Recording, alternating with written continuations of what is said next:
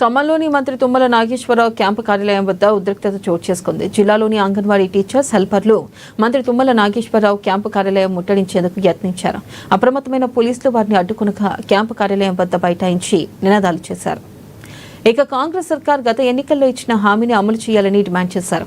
తక్షణమే రాష్ట్ర ప్రభుత్వం ఖాళీగా ఉన్న అంగన్వాడీ టీచర్స్, హెల్పర్స్ పోస్టులను భర్తీ చేసి తగిన చర్యలు చేపట్టాలని కోరారు. ఈ కార్యక్రమంలో సిఐటియు నాయకులు కళ్యాణ వెంకటేశ్వరరావు, ఇక రమ్య, విష్ణు, తిరుపతి సుధా తదితరులు పాల్గొన్నారు.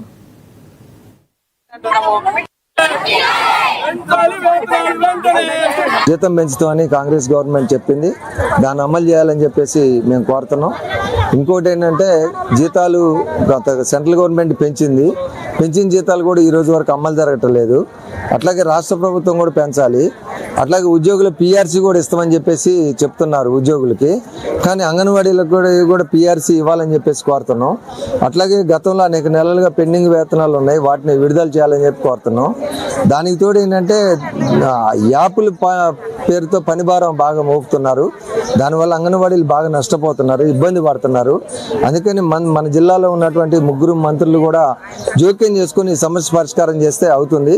కాబట్టి మేము రిక్వెస్ట్ చేసేది ఏంటంటే మంత్రులకి 3 మంత్రులు కూడా మన ఐసిడిఎస్ దృష్టిలో పెట్టుకుని గతంలో ఇచ్చిన హామీల్ని పరిష్కారం చేయాలని చెప్పేసి మేము కోరుతున్నాం. ప్రీ ప్రైమరీ, శ్రీ విద్య దానికోసమని వేరే అదనపు టీచర్లని కేటాయిస్తున్నారు.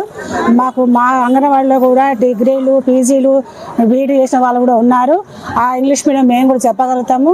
అదనపు జీతం ఇచ్చి మాకే ఇది ప్రీ ప్రైమరీ మాకే ఇవ్వాలని కూడా మేము కోరుతున్నాము. దానికోసమని మేము ఈరోజు ధర్నా చేస్తున్నాము.